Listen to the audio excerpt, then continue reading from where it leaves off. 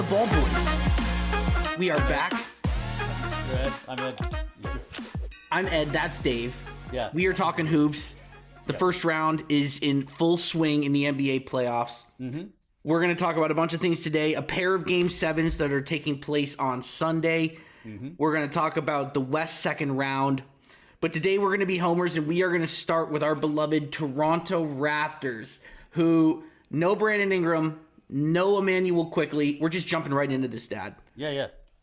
Doesn't matter. The Raptors pull out a game out of their ass in Game 6 in overtime, forcing a Game 7, thanks to hometown hero RJ Barrett, who hits a jump shot from 25 feet that hits the back rim, goes about 20 feet up in the air, and somehow goes in. The Mississauga Miracle. Raps win by 2. Dad, let's start with that shot. I mean, I don't even know what to say. Well, I mean, Kawhi-like, right? Fluky, but timely, and one of the greatest shots that will go down in Raptors history. That was the flukiest bounce I've ever seen. It goes up, straight up, and then comes right back down in the basket. Like, I've never seen a shot like that. That was insane. And to win the game with 2 seconds left, it's like, oh my God! It was incredible. It was an incredible shot. The Raptors deserved to win that game. Yes, were the better team until midway through the fourth, but you just knew Cleveland was going to make their run. Yeah. The Raptors were totally gassed. Yeah. Because, again, they're missing 2 starters, as I mentioned. Yeah. But they just kept fighting, man, and had a chance to win at the end of regulation, did not have a good possession. And then in overtime, like Shed missed a 3, didn't he? Or? No, he missed a little 2, but Scotty dribbled too much and then got doubled and threw him a grenade. Yeah. But I mean, just and the same kind of thing happened, honestly, on that last possession with RJ. Scotty did the same thing. Yeah. And RJ hits, like you said, one of the flukiest, greatest shots in franchise history. Yeah. Yeah, man, just a crazy finish. I don't even know what to say. I thought that Cleveland was going to win this series, and I said 6, but really my heart said 5. Mm-hmm. And Toronto, like I said, they're undermanned. Cleveland's clearly the more talented team, but this Raptors team, man, they just want it more. They're playing harder, and their defense is outstanding. Their defense, Eddie, that's the whole thing. Their defense has been, and that's the basis of Darko's whole philosophy as a coach, is that you start from defense first, and then you get out and run, and that's what they've been able to do. I think they got 25 points off of 18 breakout opportunities. Mm-hmm. They're just running them. They're just they're getting steals, they're getting defensive rebounds, and they're doubling. Their defense has been relentless, Eddie. Well, and there's a couple takeaways. Obviously, Scotty Barnes is the main one. Yeah. Who has proved himself as a legitimate superstar. Because he plays both ways, Eddie. I mean, he's been the best player in this series without a doubt on both teams. Yes, and I think he's put the entire league on notice that everybody's like, holy shit, man! They're finally seeing what Scotty can do on both ends, and he's incredible. Yeah.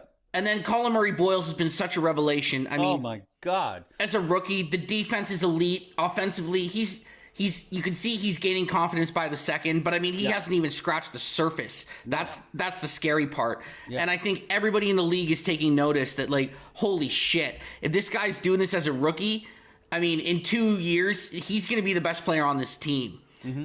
And the Raps hit an absolute home run with him. And then, you know what? Jacoby Walter, who really struggled in the first couple games, but his defense has been relentless, chasing around Harden and Mitchell, and he's finally hitting some shots and starting to get comfortable. He had 24 last night or something? He was amazing. And he was great in Game 5, too. Yeah. And so he's found his footing. He's going to be a big part of their future. And Jamal Shed, man, look, he drives me crazy, but the guy plays so fucking hard, and he is just a relentless defensive player. They have real dogs on this team, man. Yeah. No, it's great. And it's interesting because here's the problem for the Raps now. What do you do when Ingram comes back? I mean, look, you got he's been your second best player all season. They need his scoring, right? Yes, of course they do. And because I'll be honest, Dad, like the Raptors were lucky to win that game, literally, because they hit one of the luckiest shots I've ever seen. Yeah, like that thing bounced 20 feet in the air and just went straight in. Straight in, like you'll never see that again. You know what? Like, just as an aside, like, RJ Barrett lost his brother this year, last year, I think, in a car accident. Rowan Barrett is a Canadian basketball legend. So is RJ Barrett. And, like, what a moment for him in his hometown. It was a fluky shot, but I mean, like, the basketball gods just touched it from the heavens and somehow it went in. And sometimes that's how it goes, man. But you know what? The Raptors deserve to win that game. Yep. They deserve to win this series. They were the better team in that game. They've been the better, yes. Since game 2, they've been the better team. Through the fourth quarter, Cleveland made a run.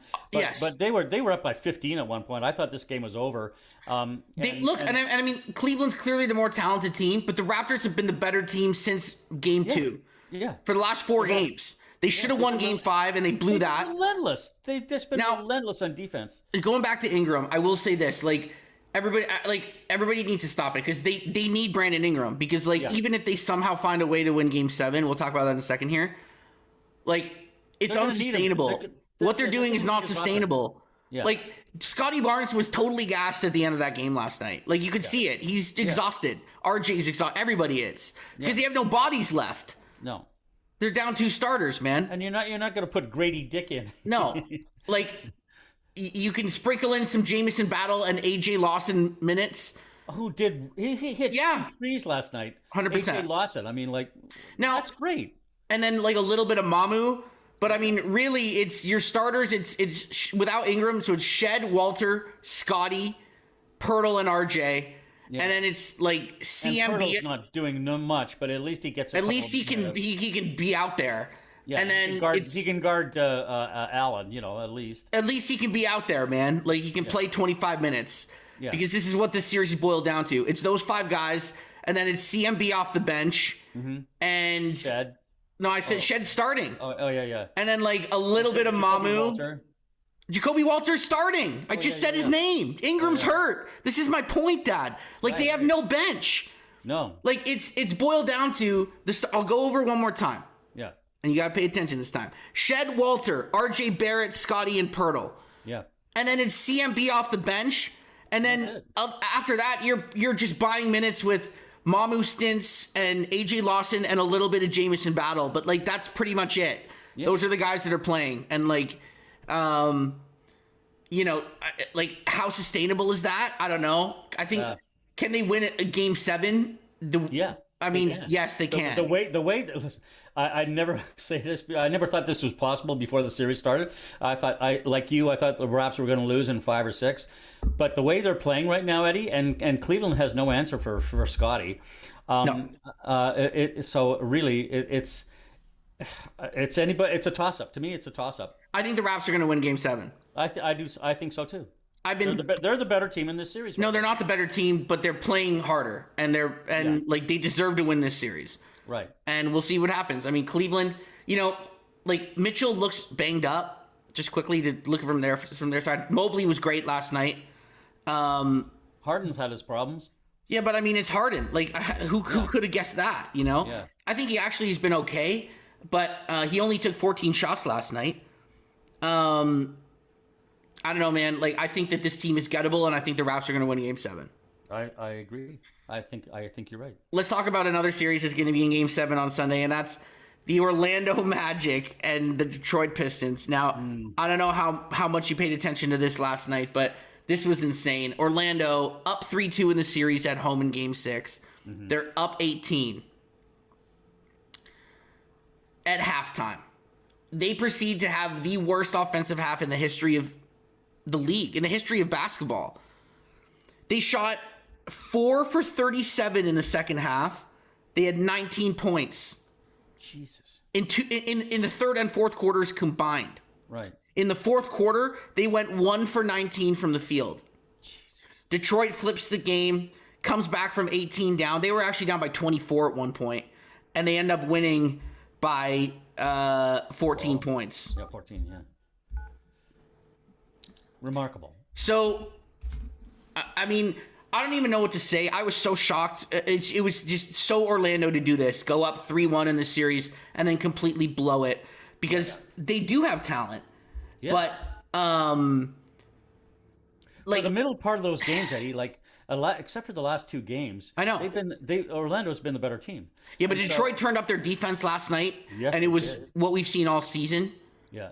But I mean, regardless, I think either one of these teams is gettable in the second round. This is why it's like, if the Raps win this series somehow on Sunday, it's like, holy shit, like they could stumble into the conference finals. Yeah. Legitimately. Yeah. It's crazy. I know. But going back to this Orlando thing, how can they come back from this in Game 7? Yes, they can. You think so? Yes, I do. I mean, they do have history on their side. I know.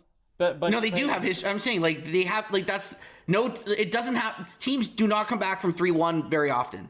It's happened a couple times, but not very often. Yeah. So Orlando, you know, like, they do have history on their side.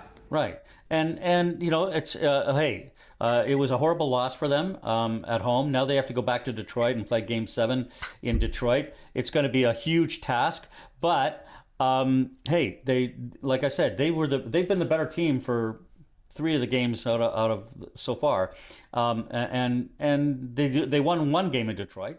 So in the second one, or first game, the first game 1. Yeah. So I'm going to go with Orlando. I know it sounds crazy, but I'm gonna go with Orlando. Oh man, I'm sorry. I think the Pistons are going to win this game. After watching that last night, that was such a horrendous display of basketball. And, like, we watched it. Remember that game? It was, like, end of March, and when Orlando came to Toronto, and it was, like, they were really close in the standings, and it was, like, one of the first big, like, stretch run kind of, like, we need this game kind of games. Mm-hmm. And the Raptors just completely blew them out by, like, 55 points.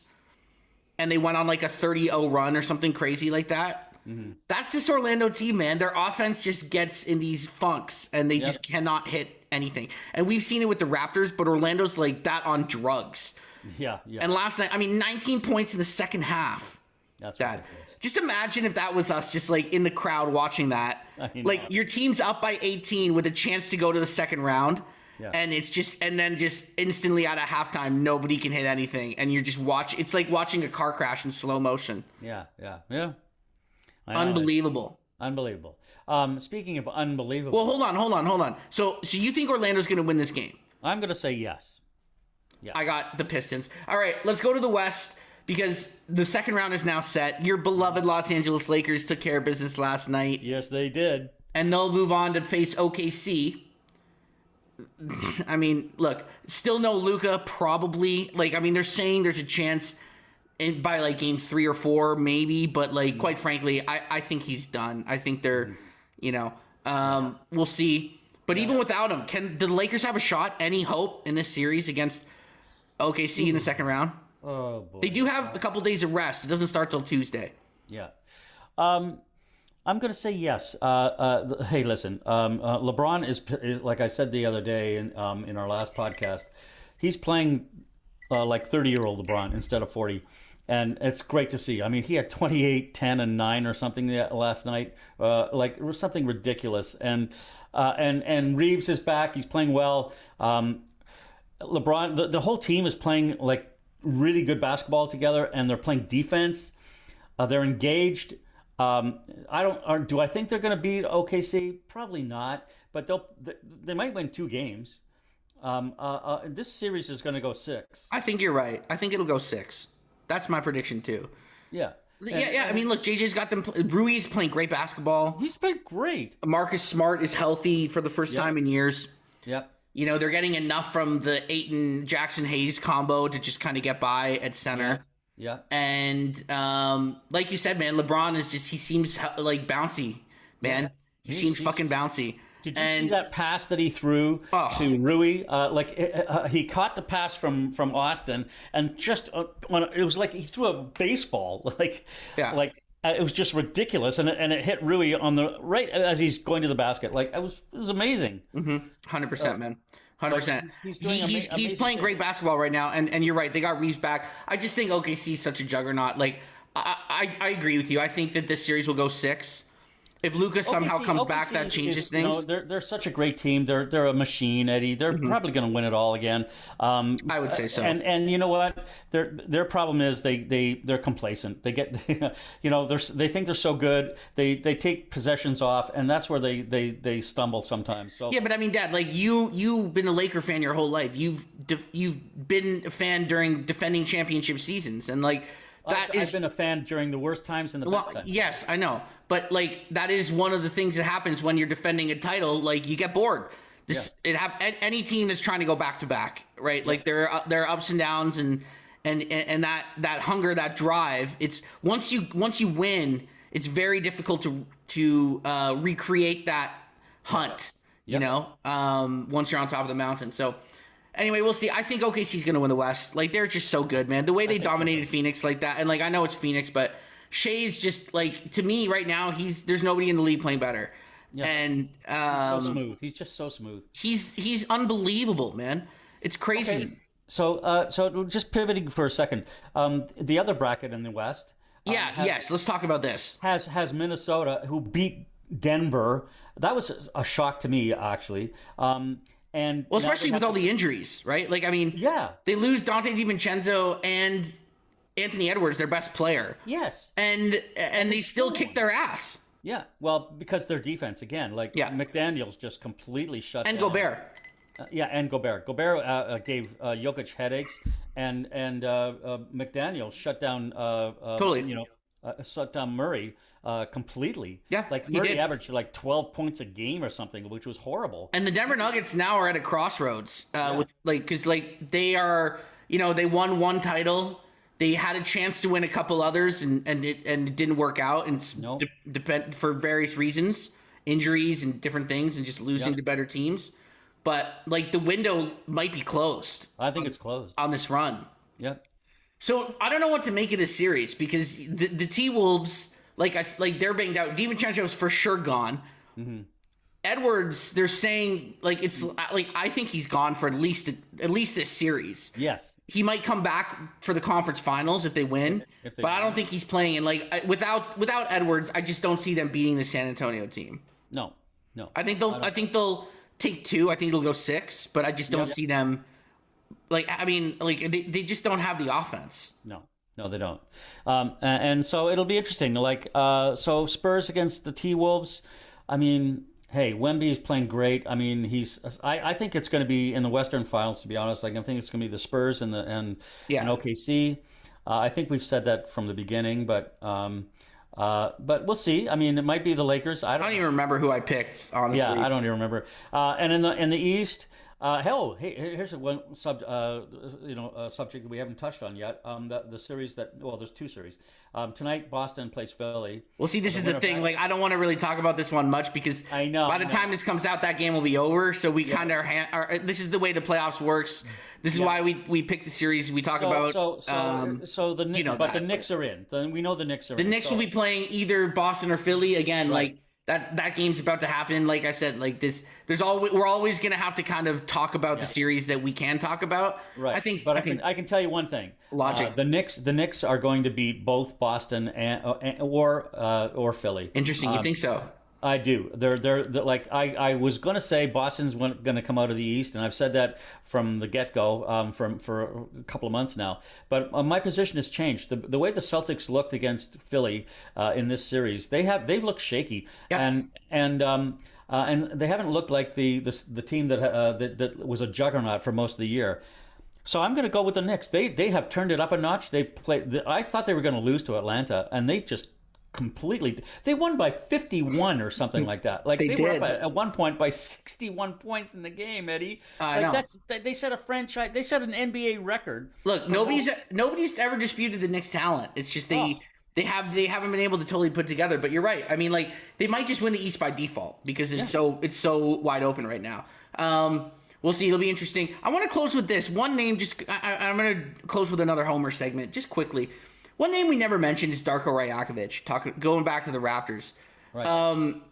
And I also want to touch on that shot and what it means for the franchise. But, I mean, this guy, he reminds me a little bit of Dwayne Casey in terms of his role within the growth of this team. Like, he's not, nobody is going to pretend he's an X's and O tacticianer.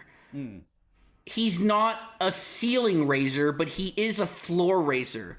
He's a culture setter. He's a player development guy. That's why they brought him in, because they knew that, like, they needed a guy that was going to reset the culture and kind of recalibrate things and get these guys playing together, playing with joy and confidence, but most importantly, playing fucking defense. And that's been the foundation. And that's why they won the title in 2019. And he's completely rebuilt that brick by brick from the jump. And, like, I'm not going to lie, I think he's totally outcoached Kenny Atkinson in this series.